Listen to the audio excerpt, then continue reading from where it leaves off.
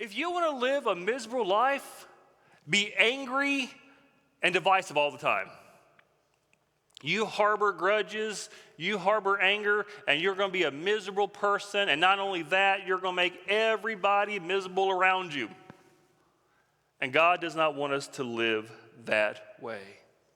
Remember, even in the midst of our difficulties and the strife and a chaotic world, we as Christians can have peace and joy in our hearts. We can experience that peace and joy because of Jesus Christ. Today we're going to start a series for the next 4 weeks over Philippians 4. It's one of those golden chapters, just like Romans 8 was, but it's got so many great things inside there. And as we go through this, the key verse I want you to remember is Philippians 4:4. We'll dive into it more next week, but I want you to read this. And I want you to say it with me. Ready? Rejoice in the Lord always. I will say it again, rejoice. Okay? I want you to be saying that to yourself every day this week. You have a bad day. Rejoice in the Lord always. Again, I will say rejoice. Things don't go the way you want. Rejoice in the Lord always. Again, I say rejoice. Your sports team gets blown out by 40-something points on national TV. Rejoice in the Lord always. Again, I say rejoice. And stomp and throw a fit. But God has told us that he wants us to rejoice. Now being joyful is not the same as simply being happy. We're going to talk more about this next week, but happiness is dependent upon your circumstances. And that can come and go. You know, you have a bad day, your happiness goes away. But joy is something that is inside you. Joy comes from the Lord. And it is a sense of fulfillment and satisfaction. It's where, no matter what is taking place around us, we can sing, "It is well with my soul." Not because of everything else, but because of who is inside here. And we can rejoice in the Lord always. Again, I will say, rejoice. Now remember, when Paul wrote the book of Philippians, he wrote that from jail in a pagan society filled with debauchery. And so Paul, in that circumstance, could write, "Rejoice in the Lord always." Again, I say rejoice. Then you in your worst day can still rejoice in the Lord. So I wanted you to be saying that each week. Now don't say, "Don't worry, be happy," and whistle a tune. That doesn't work. But say, "Rejoice in the Lord always." And again, I will say rejoice. So today I want to begin on how we deal with disagreements, and I want to start with this. A while back, I was talking to a friend of mine, and we were talking about what is the worst job you can have.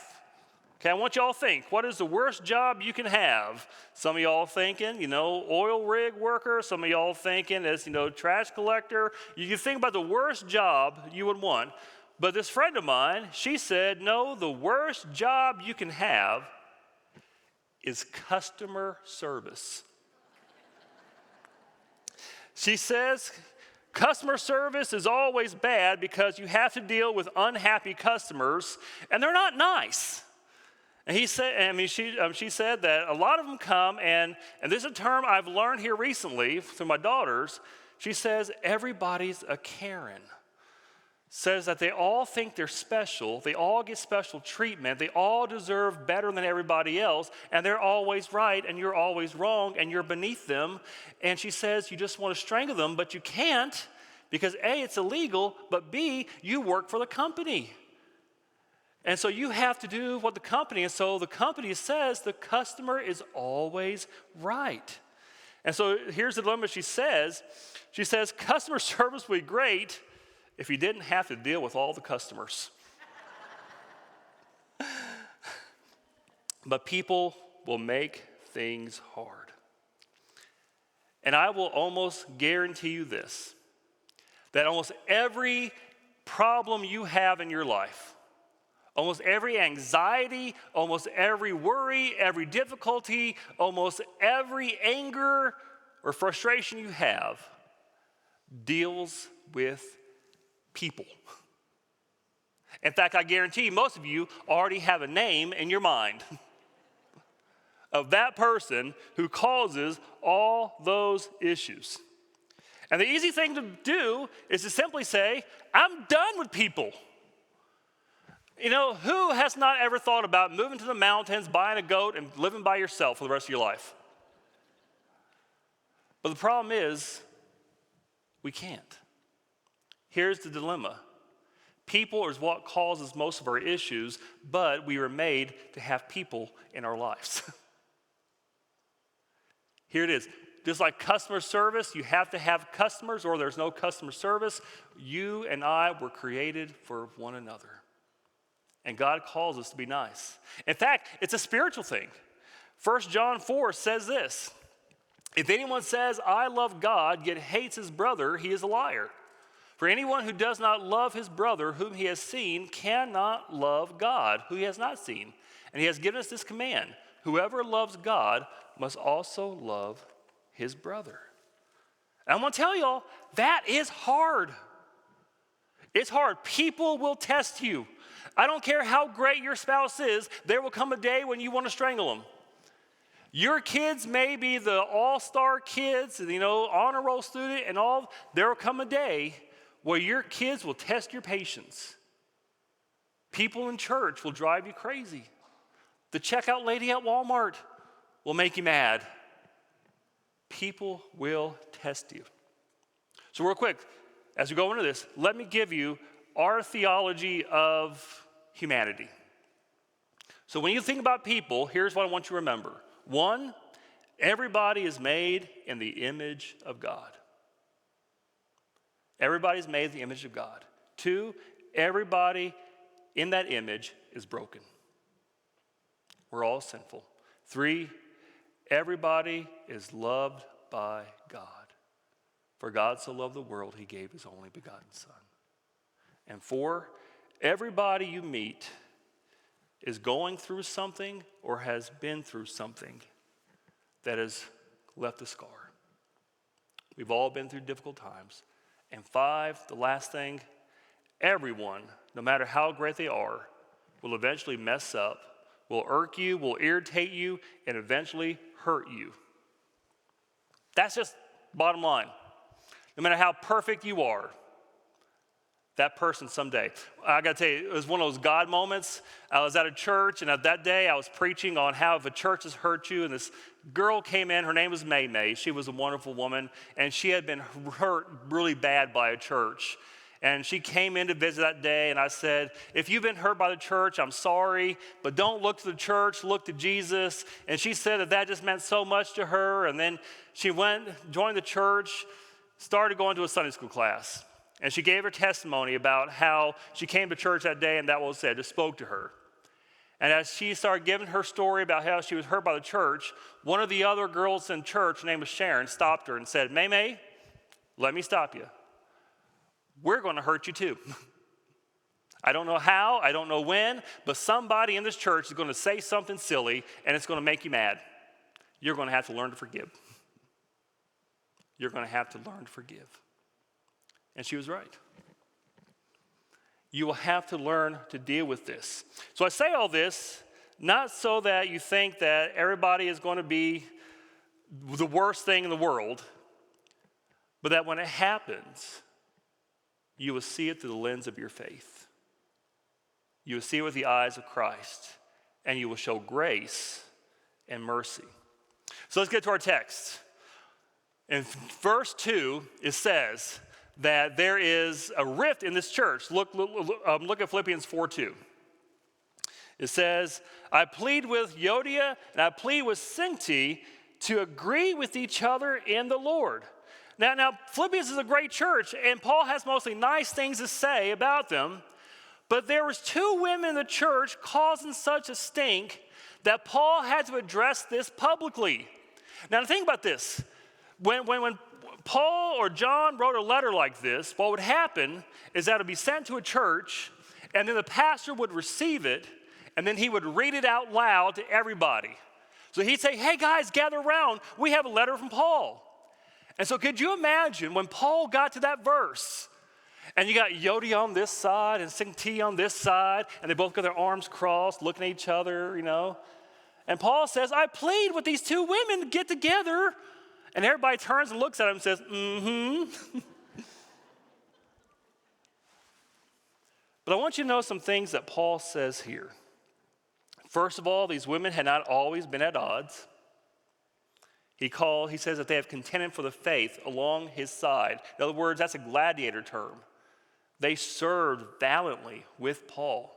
Second of all, they are both believers. He says their names are written in the book of life. And third, we are not told what the issue was. I mean, don't you wish Paul would have said, here's what they're fighting over? But he doesn't say it. Which most scholars believe, A, it means that the issue was well known. B, it was not a doctrinal issue. Paul has no problem calling out bad doctrine or all that. So read Galatians, read 1 Corinthians. Paul will address these moral issues and these doctrinal issues. Which means more than likely the issue dealt with different personalities and different wants. And as a pastor for over 26 years, I will tell you this, most church fights I have seen is not over doctrine, it's not over morals, it is over I want this and she wants that. And they fight. And that's sad because the gospel is supposed to make you God-centered. When you become a Christian, you're supposed to leave being self-centered to be God-centered, and when you're God-centered, it makes you other-centered. And so you stop thinking about what do I want, you say what is best for the kingdom. And so here, these women were fighting like this. And Paul, he has to address it, and that's the one thing I was saying, is that this sour relationship was not just between these two women. It was impacting everybody. Paul, 800 miles away in jail, has to address the issue. How terrible is that? If Paul didn't have enough going on, here he has to deal with this issue. And y'all know how that is. Y'all ever been in a home where, mama and the daughter are fighting and you're trying to watch the game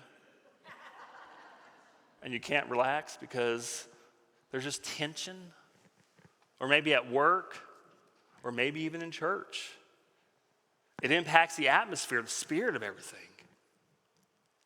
And so Paul says, I plead with you, agree in the Lord. Now I love that. Agree in the Lord. Paul does not say, here are 5 ways to resolve conflict. No, he says, in the Lord. In other words, our starting point is remember who you are. Remember, Christ died for you. Remember, Christ has filled you with his love. Remember, this is your brother and sister in Christ. Remember who you are in him. Because when you do that, you're going to start to see things through that mindset. And he says, agree in the Lord. Notice he does not say, agree in all things. I want to tell you, people here are different. And I want to prove that to you in just a second, okay? We're going to do a little test. I want you to tell me which kind of person you are, okay? First one, are you a Coke drinker or a Pepsi drinker? Coke, raise your hand. Pepsi, raise your hand. Oh, okay, see, got some friction here. What's that? Dr. Pepper. All right, second, are you a dog person or are you one of those evil cat people? Dogs? Cats? Oh, okay. Now here's a really controversial one. Does the toilet paper go over or under? Over? Under. How do y'all live with yourself? See, that's just these simple issues. You see how different we are? Now, I'm not going to ask you to raise hands, but imagine if I said, how about politics? Social issues, college teams. Do y'all see how we would fight over these things? But we forget that Jesus brings a unity above all this. You know, sometimes we forget in the gospel, Jesus had disciples. One was Matthew the tax collector. Another one was Simon the zealot. Two opposite ends of the spectrum. That would be, y'all, I apologize for saying this, but y'all, that would be like if you got Nancy Pelosi and Donald Trump together, and for 3 years, they're going to forget everything else and just focus on Jesus. You say that'd be impossible, but that's the supernatural unity that the gospel brings. Where I can love you even though I'm not like you, because the love of Christ in me.